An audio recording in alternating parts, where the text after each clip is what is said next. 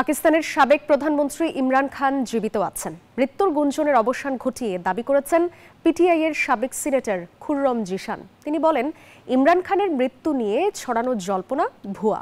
পাশাপাশি অভিযোগ করেন, সাবেক প্রধানমন্ত্রীকে দেশ ছাড়ার চাপ দিতেই ইচ্ছাকৃতভাবে আইসোলেশনে রাখা হয়েছে।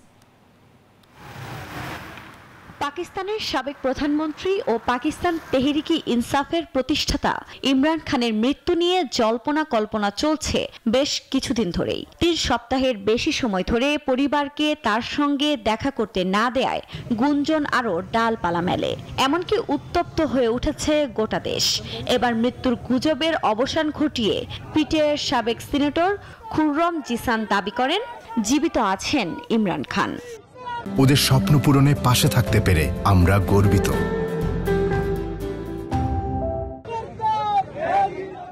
সংবাদ সংস্থা এএনআই-কে দেয়া এক সাক্ষাৎকারে তিনি বলেন, ইমরান খানের মৃত্যু নিয়ে ছড়ানো জল্পনা ভুয়া। অভিযোগ করেন, সাবেক প্রধানমন্ত্রীকে দেশ ছাড়ার চাপ দিতেই ইচ্ছাকৃতভাবে আইসোলেশনে রাখা হয়েছে। এমনকি তিনি চুপ থাকলে পছন্দের জায়গায় যেতে দেওয়ার প্রতিশ্রুতি দিয়েছে সরকার। সাক্ষাৎকারে পশ্চিমা বিশ্বের দিকে অভিযোগের আঙ্গুল তুলেন পিটিআইয়ের এই গুরুত্বপূর্ণ নেতা। 2023 সালের আগস্ট মাস থেকে জেলবন্দি রয়েছেন ইমরান খান। 14 বছরের কারাদণ্ড হয়েছে তার। এ পরিস্থিতিতে ইমরানের মৃত্যুর সংবাদ গোটা পাকিস্তানে সাড়া ফেলে। আদিয়ালা কারাগারের বাইরে বিক্ষোভ করেছেন ইমরানের দল পিটিআইয়ের নেতাকর্মীরা।